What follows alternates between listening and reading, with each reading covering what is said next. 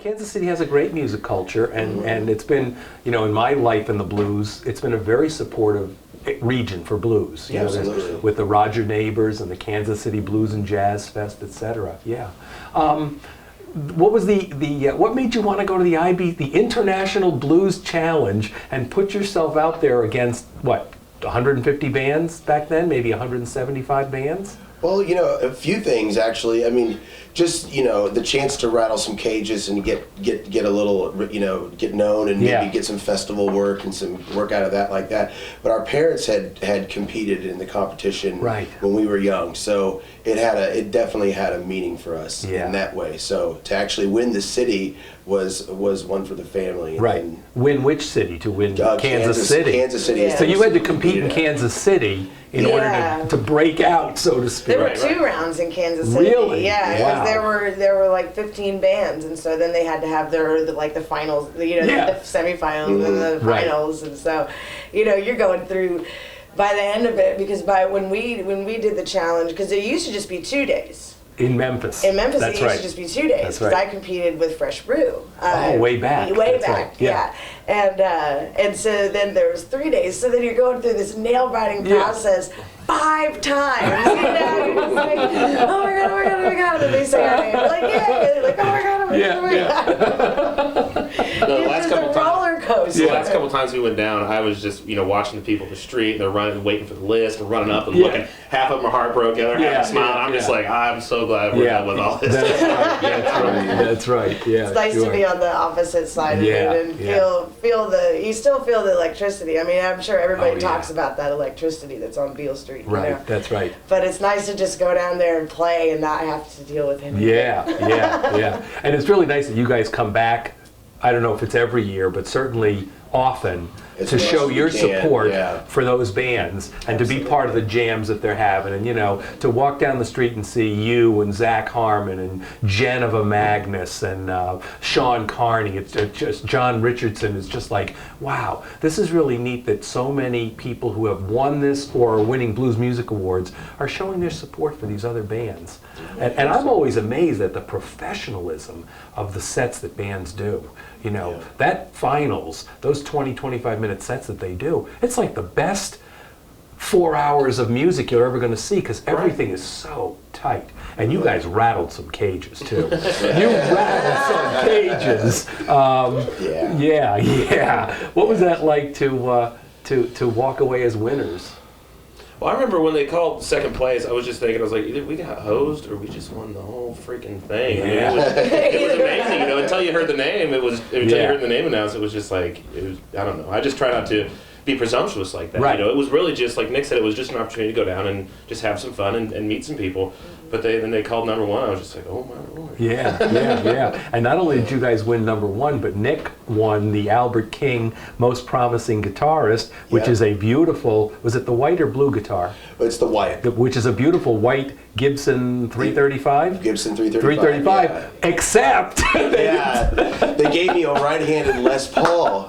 And I mean, I was just honored to have that. Yeah, right. And so to get and so they gave me the guitar, and I was so thankful for that. Right. And I took it out a few times, and I flip it over and play it upside down a few times throughout the year, and then they asked me to bring it back the next year. Yeah. And then they presented me with the 335. The real one. Yeah, that's very And that's cool. just so nice. Oh, and there's a small backstory to that. It was I bought a Les Paul back in '99.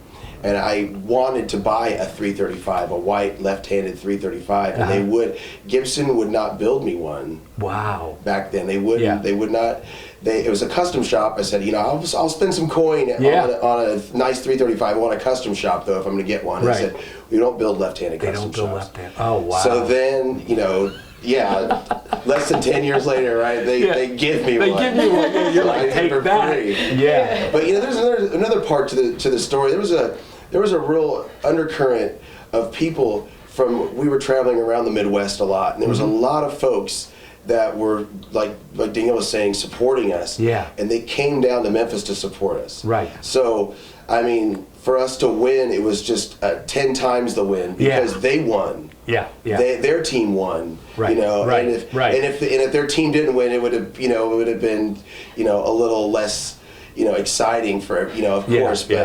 But so the drama was really high that night. Right. Oh, the fans behind me, because I was up in the photo pit, were just going insane with you guys. Yeah, and those are people that took time out of their lives to travel down to watch us compete in something we may or may not win. Right. Yeah. Well, that's what happens when you're a fan. You find a band that you love and you just want to follow them because they just give you so much, when they're playing. Do you remember who came in second that year? Shakura. Yeah. Saida? Yeah. And third? Was third place Homemade Jams?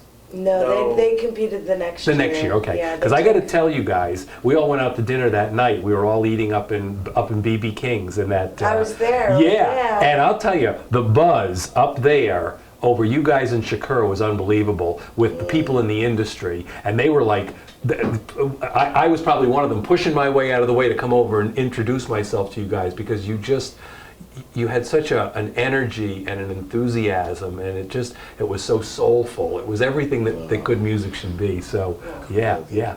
Now since then, what's life been like for Trampled Underfoot since that win? What has that win catapulted you guys to?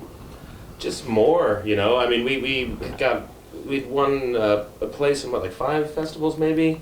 5 or 6 festivals then, and then that's just grown. Every year it's grown and grown and grown. Intrepid did such a good job for us last year. We probably did 20 festivals last year. Right. More than we'd probably done up to that point with our whole career. Yeah. So it's just grown. You go out there and try to put on a good show, and people enjoy it, win some fans, and just grow the business. Yeah. And I know. At every festival I see you guys at, there's a point in the festival where all of a sudden the CD line goes from about 15 people to like 135 people. It's like, you turn and you go, where'd that line come from? So I know you guys are doing something right, and you must too by all of that. Yeah, absolutely. Now you're into a new record, and you've had your own stuff that's been self-produced, so to speak, on your own labels. Then you went to May I Be Excused, which was sort of put together right after the IBC win. Right. Yeah, it's basically the IBC set plus a couple extra songs. Yeah. Which is the nice calling card, and you have something to sell off the bandstand. Then from there you went to the wrong side of the blues. That was a huge step for us. In what way? Well, in the way it was a completely legit studio. Yeah. No, it was really, really professional. I mean, the fact that we got forged a relationship with Tony Baronigal on the 09 cruise. Right. When I did the returnee party. Right. And I got to jam with him. I got to do Etta James with Tony Baronigal. So I was like, yeah. And but anyway, so he's like, you guys, and you sought out Nick and Chris throughout the cruise and introduced himself and said, you guys ever want to put a record together, let me know. And we didn't have any kind of money. Well, we'd been saving, but not near what we needed. And so kind of maintained the relationship for a while, and then started. Tony's like, okay, well, if you guys are really serious about it, start sending me some tunes. Let's talk. Let's see. And had some really good collaborative writing sessions. We flew him out to Kansas City and had a pre-production thing. Like it was like unlike any. Right. Because before, it'd just be like I'm sitting on my couch writing a song and we do it that night. Writing a tune, ready now.